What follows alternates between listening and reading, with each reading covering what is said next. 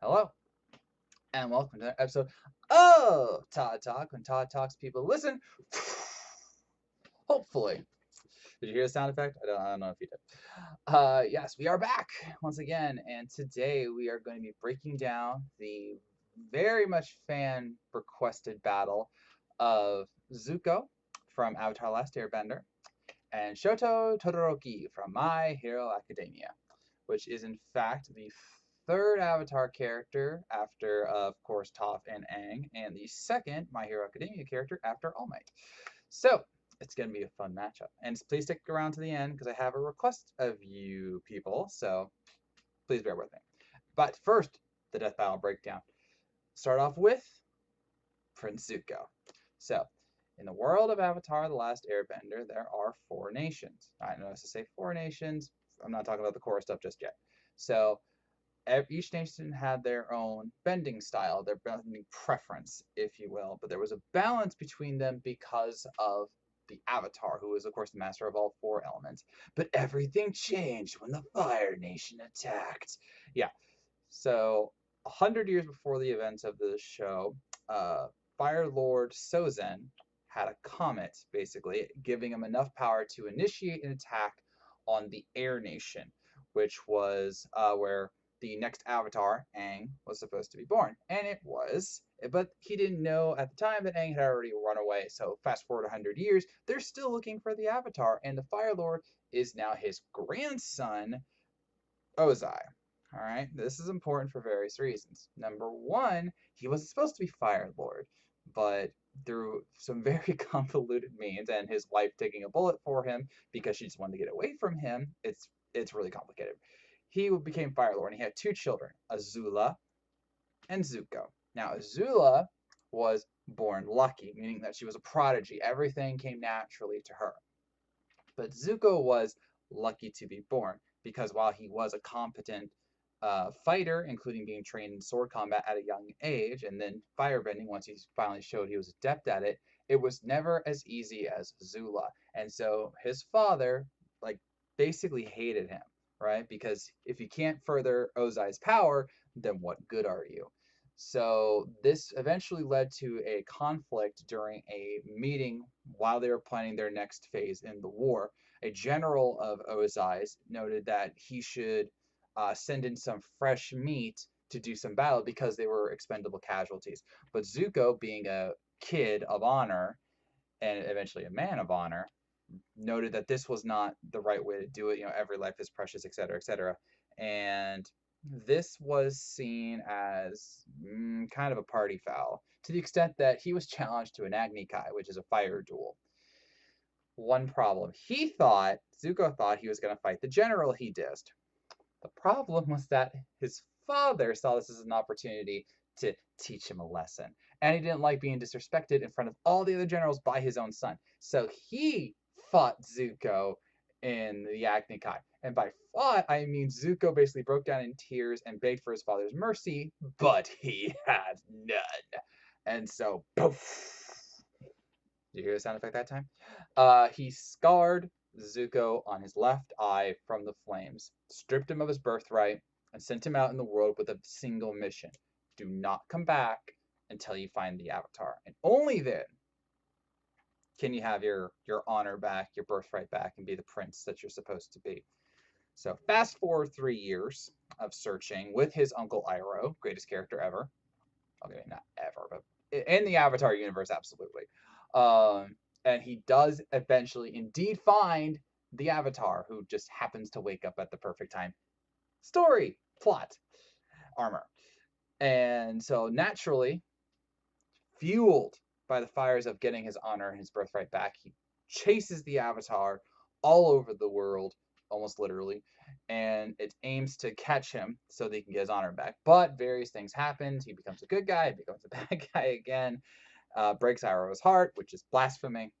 But eventually, after much struggles and learning about his true heritage, meaning that he's actually a descendant of the previous Avatar, Roku, yeah, he's the grandson of both Fire Lord Sozin and the Avatar. That's pretty awesome. And conflicting, but whatever.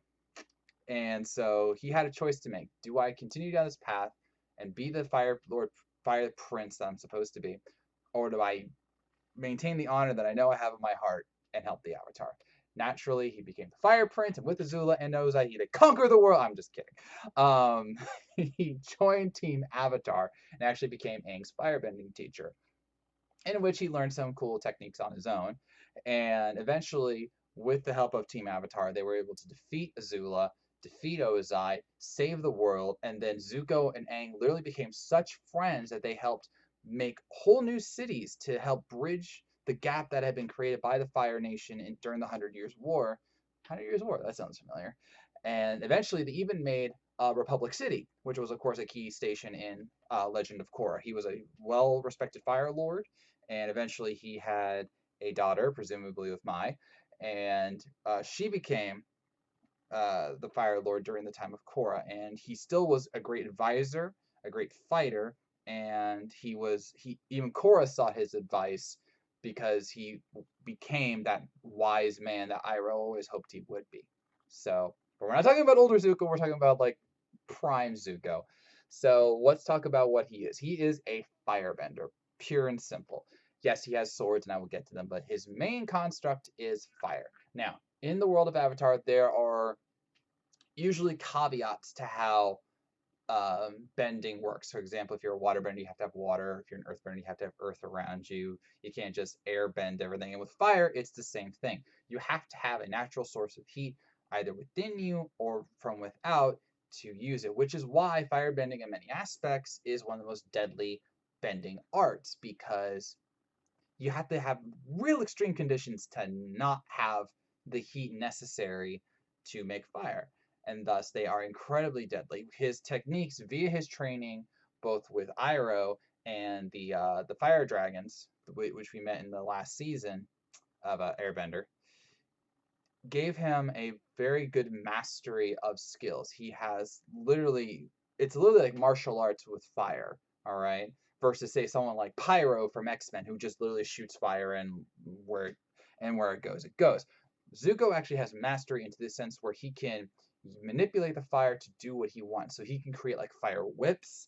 He can actually use fire to propel himself into the air to fly, which you might think, wait a minute, I saw that in Korra. That was the grandson, Iroh. No relation. No, sorry, it was his grandson. I was gonna say a relation to Iroh, but technically it is anyway. But Zuko used it in the comics, and the comics are canon, so they count. So Zuko can do it, and even if he could, and even if he didn't do it in the main series, if his grandson could do it, it's not that tricky. So yes, he can fly. But he also has, of course, his standard, fire blast. He can do flamethrowers. He can actually manipulate fire both in an offensive and defensive fashion. So, for example, if a fire attack was coming at him, he can either redirect or dissipate it. He's been shown to enhance flames. Like if you recall the classic scene of him trying to be Zen Buddha and then go, Uncle, but you told me not to lose my temper. I can take the bad news. Okay, we have no idea where the Avatar is. What? And like the flames that shoot up. He's also shown to like put flames out from a distance, which is key. So he can create walls of fire. He can create massive explosions of fire. Azula was shown to actually make like craters with her attacks, and so on and so forth. So his ability to use both his martial arts training to put on and redirect fire makes him a very deadly opponent, which is why he was such a threat to the Avatar, Team Avatar, even Azula and his father Ozai.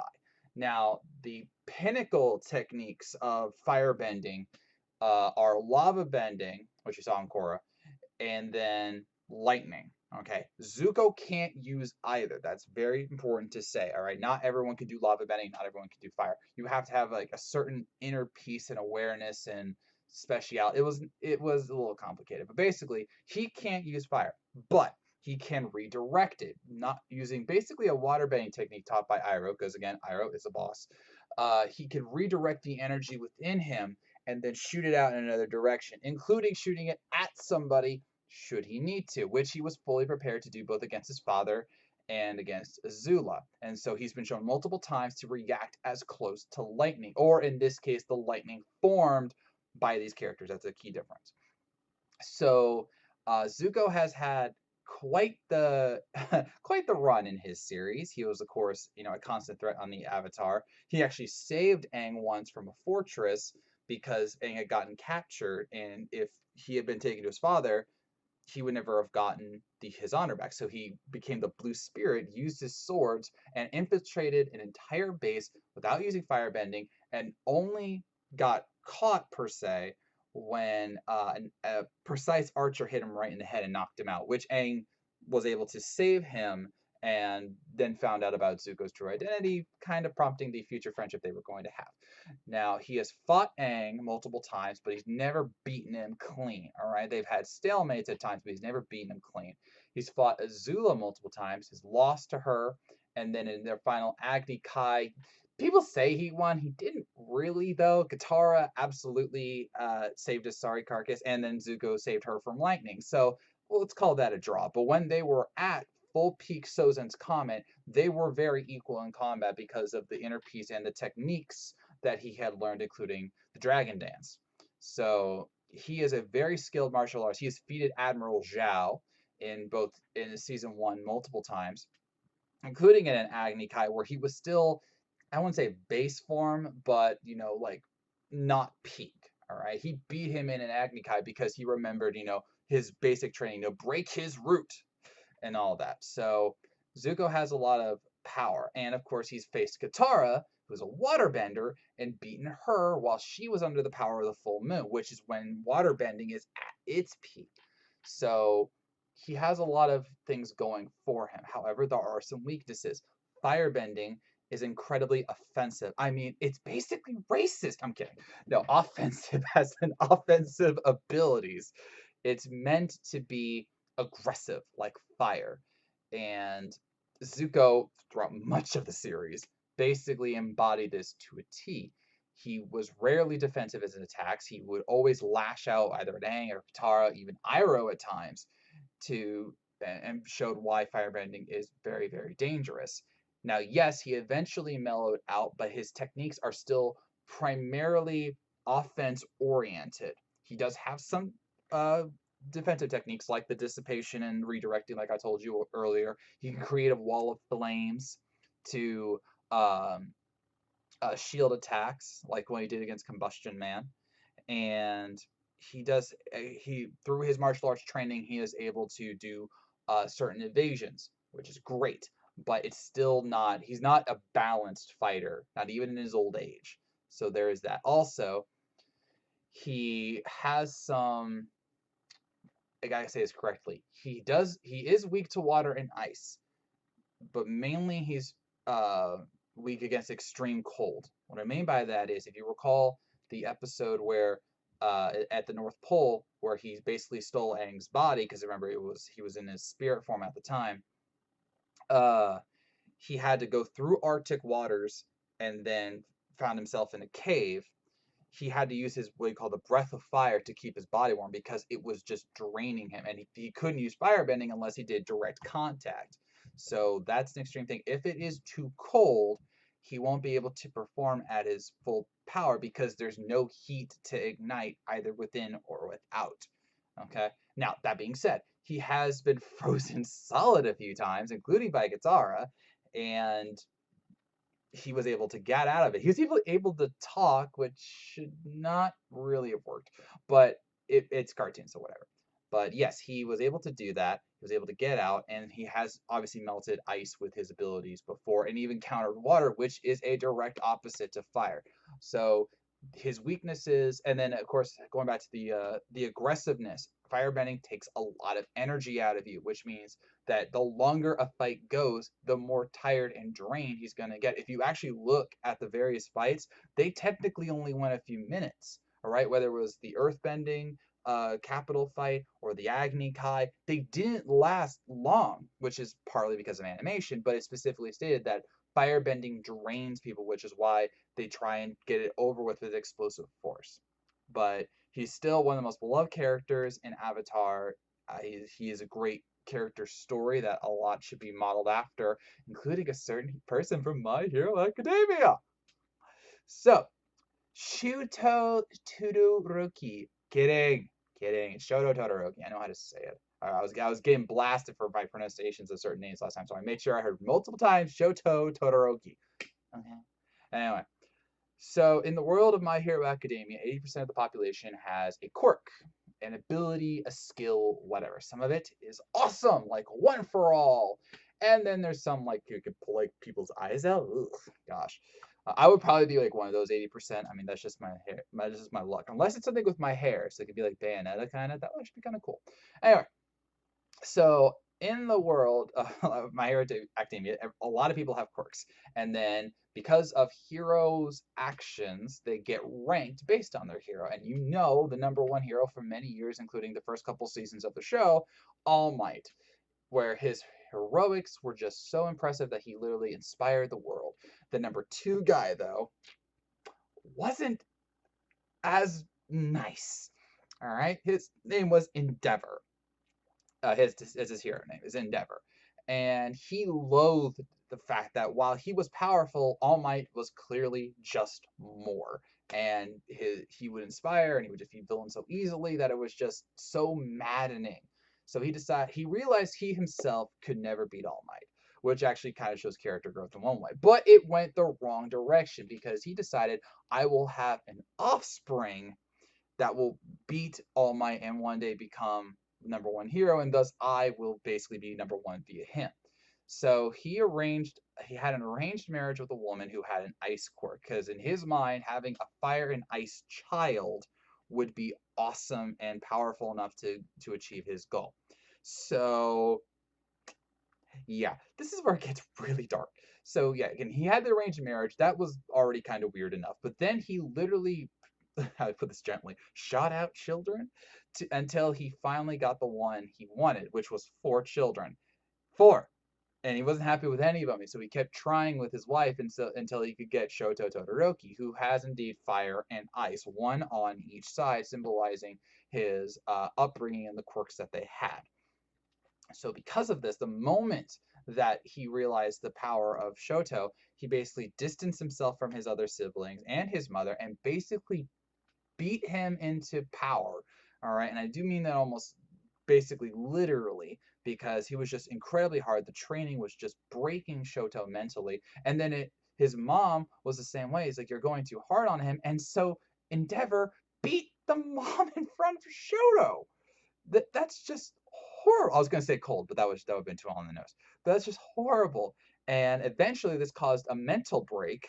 So she, after seeing Shoto one time, poured boiling hot water on his face, causing the scar over the left eye, not unlike a certain Avatar character we just talked about. And because of that, she was eventually put into a mental institution because she suffered a mental break because of her treatment by Endeavor. And Shoto basically used this as fuel to not just become a hero that his father never was, but to do it in a way that would just tick the old man off royally. So remember, he's half fire and half ice, right? Left side is fire, right side is ice. So he basically refused to use his firepower, literally, right? So he, even in his first outfit, he actually iced his own arms just to show defiance to Endeavor, who of course was watching his every single move.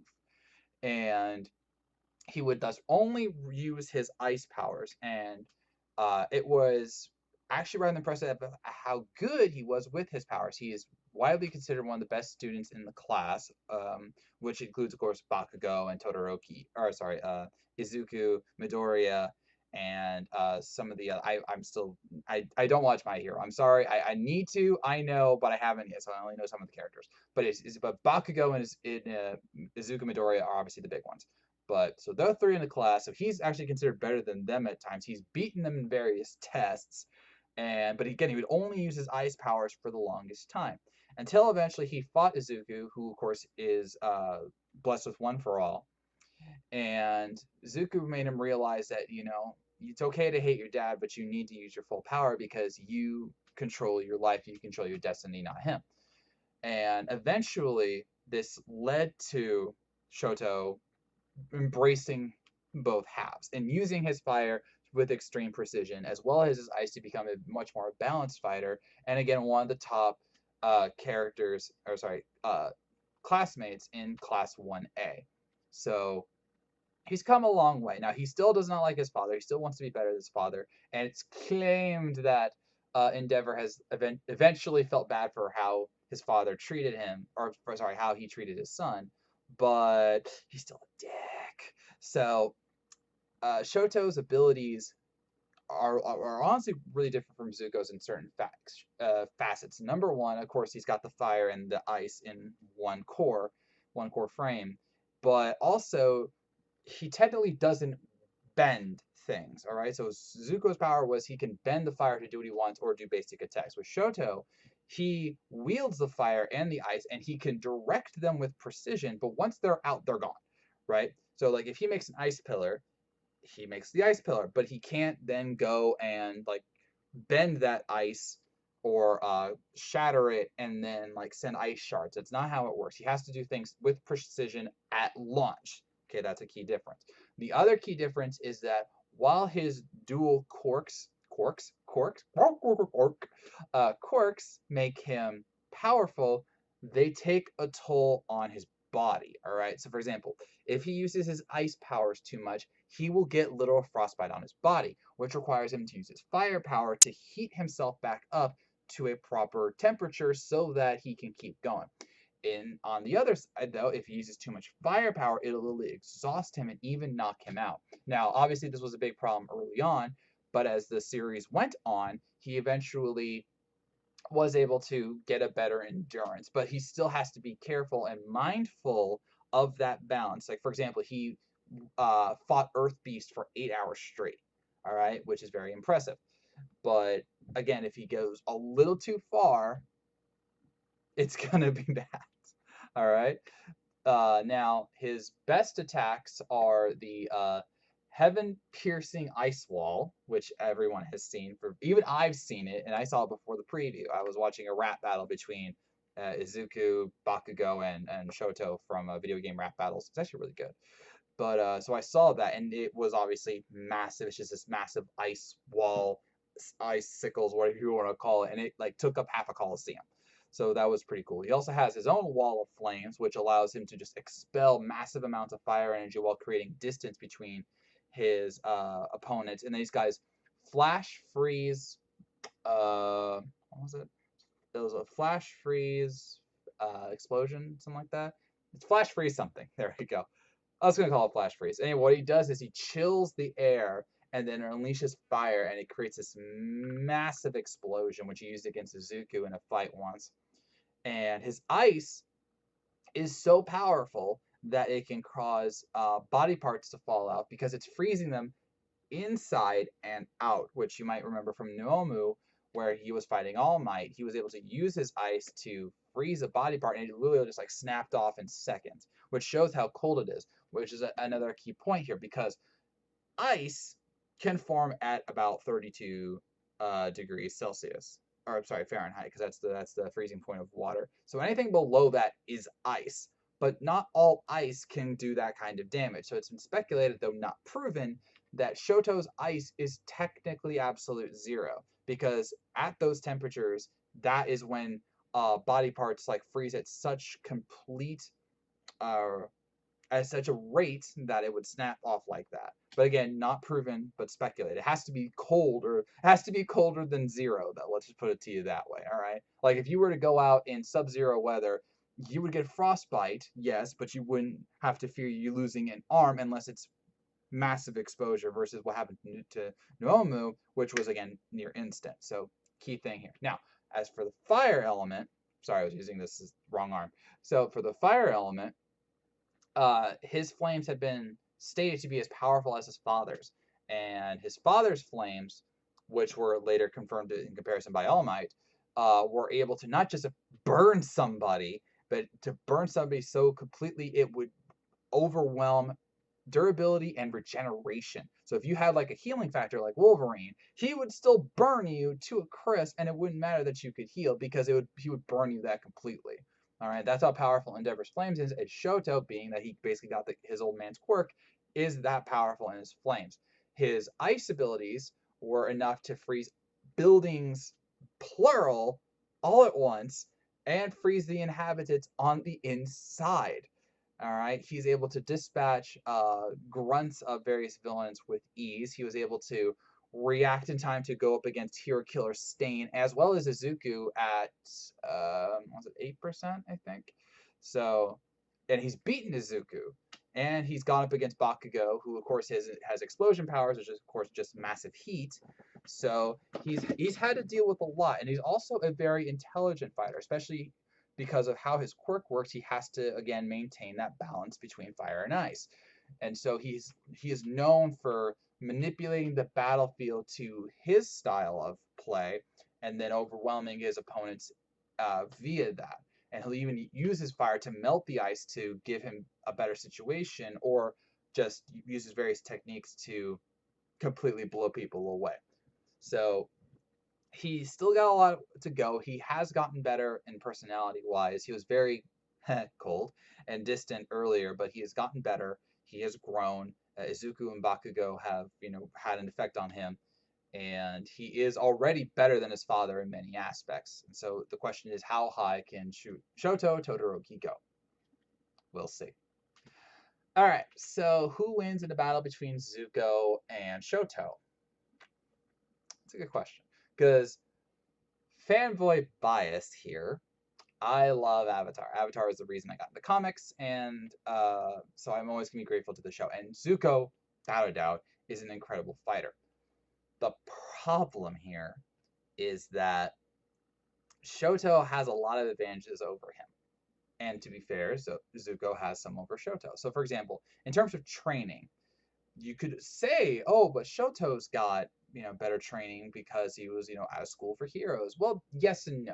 He's trained to use his powers, and he's developed certain things like, intelligence and combat awareness and all of that. Zuko is trained by Iroh in hand-to-hand combat because, again, the martial arts abilities are what help fuel the firebending. All right, so and he's shown to just lay people out without using firebending, as in the Blue Spirit episode, among others, of course. And so, in terms of like hand-to-hand combat, Zuko's got him down pat. All right, but that's the problem, is like, will it get to that point? And as noted, Shoto has used his fire and ice abilities to propel people away from him so that he can maintain the distance element. So while good, that's not, a necessary kill point, which is the same for his swords. Yes, Zuko has swords, and I would love to see them in the fight, but I wouldn't expect that to be the thing that finishes him. Plus, Shoto can either burn the metal, which you could totally do, or freeze it and shatter it, so the swords are useless. Shoto has a problem where he's technically more experienced with his ice hand than fire. So Zuko will technically have that advantage. Plus, Zuko can again manipulate fire, whereas Shoto can only propel it and launch it in certain ways, which is a key difference. But to counter that, Shoto's flames again are super strong. They can burn people people who have durability and regenerative abilities based on what his father did. So there's no, I don't want to say no doubt, but there's little doubt in my mind that Zuko could redirect the flame, but in terms of like taking it head on, that wouldn't work, and that would probably be a kill move. The big thing here is the ice. And I know that sounds weird because, fire melts ice, but it's not that simple. Fire can melt ice, but as any person in like Alaska will tell you, it can still be cold. All right, you can light a fire in an igloo, and the igloo's not going to melt if the certain conditions are right. Just his heaven-piercing ice wall isn't enough to consume a battlefield. And yes, Zuko was frozen in ice, but again, ice can be anything under a certain temperature, where Shoto's is enough to freeze people inside and out. If you recall, Mechagodzilla with his that ice cannon blast, which I'm sorry, the name escapes me right now. Like that thing froze things inside and out and could shatter a building. Shoto literally encased multiple buildings in ice, inside and out, because that's how strong he is. And so while their fire elements might be enough, the ice will totally overwhelm Zuko, and Shoto can freeze the area via like his flash freeze to such a degree to where Zuko can't use the fire. So the only thing that might work in Zuko's favor is that he could make Shoto overexert himself and basically knock himself out by using his powers too much. But again, that's Shoto's smart. He'll realize that he's trying to do that. Plus, Shoto has fought for multiple hours at a time defeating Earth Beasts, whereas Zuko's fights usually end in minutes. So Shoto will prolong the battle, which will drain Zuko's energy and thus not be able to use fire as efficiently. So both of these fighters have a lot of counters to each other in one form or another.